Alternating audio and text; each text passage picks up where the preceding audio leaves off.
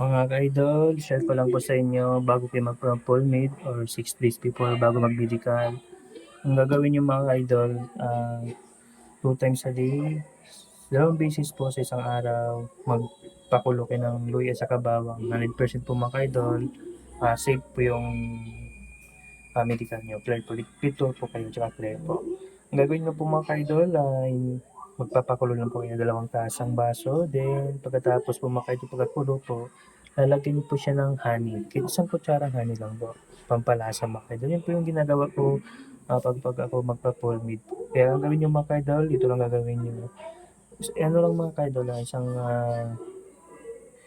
luya na malaki mga ka-idol, then isang tanglad. Tanglad lang po ang gagawin niyo mga ka-idol. Pakuluan niyo lang po mga ka-idol, 10 to 15 minutes po pagkakulo nito. Yung kulong-kulo po talaga para yung ano ng katas ng luya saka yung ano, talagang malasa niyo talaga. Then lalagyan niyo rin po ng ano mga ka-idol, honey para 'pag ininom niyo po mas lalong sumarap po.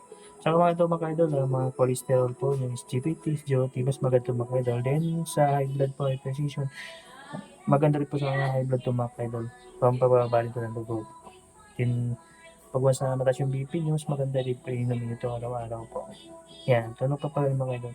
Pero po mga idol, papakuluan niyo lang po ito mga idol, then yung ano naman, yung luya kahit huwag niyo po masyadong balatan, yung may konting balat lang po para mas maganda do'n yung resistensya sa balat ng mga idol.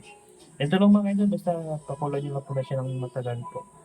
Then, lagyan niyo na po siya ng honey po. Ito lang mga idol, nice talk mga idol. God bless po. Saka mga idol, bago mag-medical po, fasting po kayo.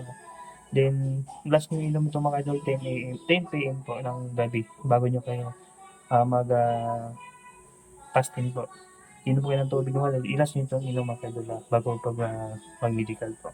Maraming salamat po mga idol, God bless po.